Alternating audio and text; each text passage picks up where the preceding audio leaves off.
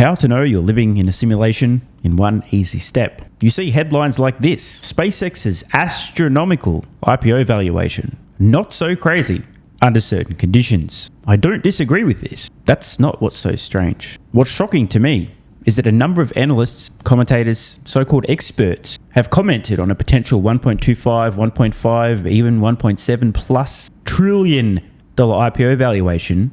And unlike Tesla, which, as we know, is egregiously overvalued, etc., they're actually saying, you know what, this valuation might make sense. We're going to take a quick peek at some recent analysis from PitchBook. I would just like to put this out there.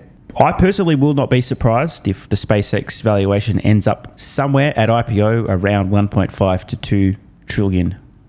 Where it goes from there over the short term, anybody's guess. But with a massive slice of AI, not just a launch business, not just Starlink, but also now XAI, which also includes X, the sky is not the limit.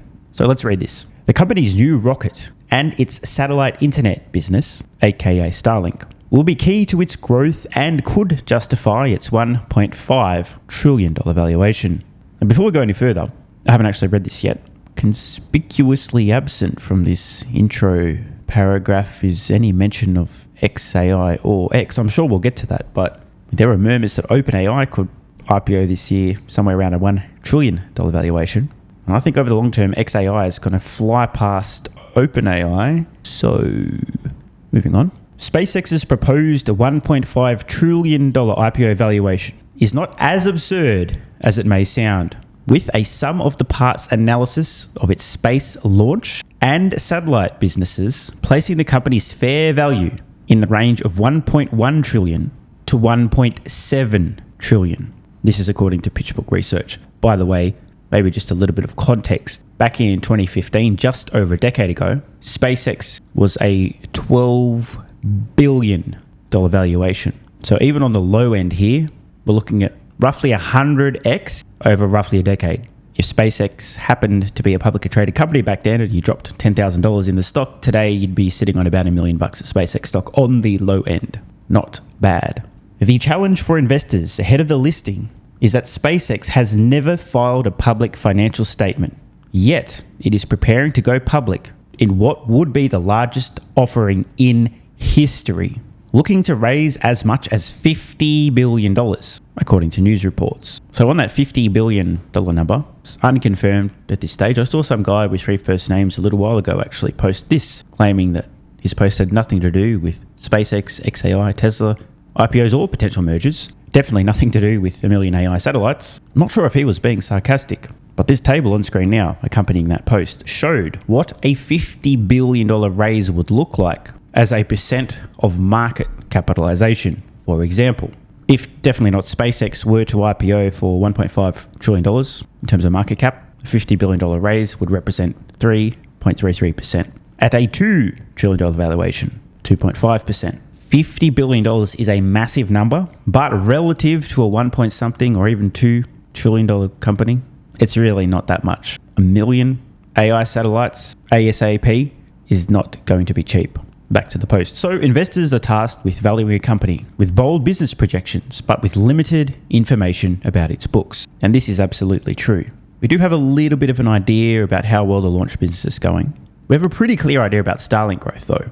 This chart via Sawyer Merritt sums things up nicely. Just take a look at this. Starlink has now exceeded 10 million customers, and look at this beautiful trend. It took Starlink 2 years to go from 0 to the first million customers. Starlink now approaching 1 million customers, not every 2 years, but every 1 month. This is crazy growth for an extremely consistent, reliable, highly profitable business. Starlink is currently the engine driving SpaceX growth and profitability. Of course, it was only possible with an incredible high volume, low cost launch business. On that note, PitchBook estimates that SpaceX generated roughly $16 billion in revenue and $7.5 billion in EBITDA, aka profits, in 2025. With Starlink, its satellite internet business, accounting for over 2/3 of the top line at a 50+% EBITDA margin. And back to this chart. What's truly outrageous, however, is that most of these customers, roughly 4 million customers, added in the second half of 2025. So at most, the first of that million, you maybe got 6 months of revenue. The second, maybe 4 or 5. You get the point. Throughout the full year of 2025, Starlink roughly doubled its customer base, yet most of that occurred in the second half, even the fourth quarter of the year. The bottom line, pun intended, is that the profits, revenue, the percent of SpaceX's overall business represented by Starlink is going to explode in 2026 and beyond.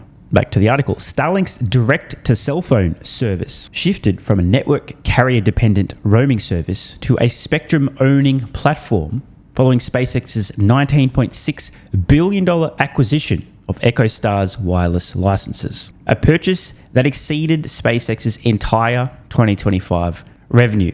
And just to emphasize the absolutely insane scale of this business, SpaceX, many investors either don't know or don't even care about this massive acquisition. On screen now, their revenue forecast for SpaceX through 2040. Total revenue last year, they estimate $15.8 billion. A decade from now, $103.3 billion. 2040, closer to $150 billion. By the way, I think this might be just a little conservative. Their 2040 estimates, which by the way includes $95 billion of EBITDA, again, profits, are driven by Starlink's subscriber base growing toward 1.2 billion. Bro, what? Just for a little bit of context, a number of years ago as a bonus for my Patreon supporters, in my Tesla valuation model, I also included a 20-year valuation model for Starlink, just really simple, back of the napkin type of stuff. Base case, bear case, and bull case. My bull case for 2040 users of Starlink, bull case, not the base case, bull case, was a little under 600 million. They're roughly double my bull case. Of course, I'm just a midwit who makes content for a living, so make of that what you will. They also expect Starship to be launching once or more per day. They add that at commercial scale, Starship would reduce the cost of deploying satellite capacity by roughly 70%. I still am yet to see anything about XAI mentioned in this. I guess it'll be coming later, right? Back to the article. As such, to justify paying nearly 95 times 2025 estimated revenues, or 10 times 2040 estimates, investors will need to keep strict tabs on the timing of Starship coming to market and on the ramp up of Starlink service direct to cell phones. By the way, a caveat, just to be clear. The Starlink model I produced a number of years ago, which remains untouched, did not include Starlink direct to cell service. So if you throw that in there, 1.2 billion subscribers, definitely within reach. If direct to cell is half the business, Starlink home internet is the other half, each around, call it 600 million, then bam, you're at 1.2 billion. The proposed $1.5 trillion valuation is defensible over a 5 to 7 year horizon, but returns are tied to execution milestones rather than near-term earnings growth. And I have to say, I love to hear this. You're really pushing investors to think over the long term and look at major execution milestones as opposed to short-term profits. I think this is a great way to think about SpaceX. Milestones. When is the Starship design ready? When's the first commercial Starship launch? When is Starship launching at least weekly? What about daily? How is the Starship production ramp going? When's the first mission to the moon, to Mars? When's the first AI satellite design complete? When's the first launch? When's the first deployed? When does the first actually do training and inference? These are the things that matter. The major milestones that pave the way for future profitability. Back to the report again. Tesla had similar trajectory as a public company, where its stock price moved based upon production milestones long before the business fundamentals caught up to the multiple. Can confirm the narrative on Tesla for many years. Stock's massively overvalued.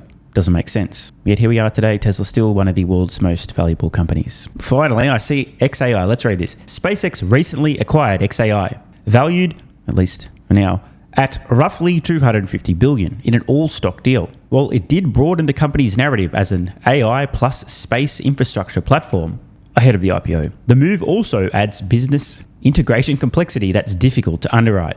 Does that mean that they're not even trying? So, as SpaceX plows ahead with its IPO plans, the aspirational growth initiatives it plans to fund with the proceeds, data centers in space and moon-based alpha, a self-sustaining lunar city, face challenges that make their near-term planning equally aspirational. Hang on, bruh.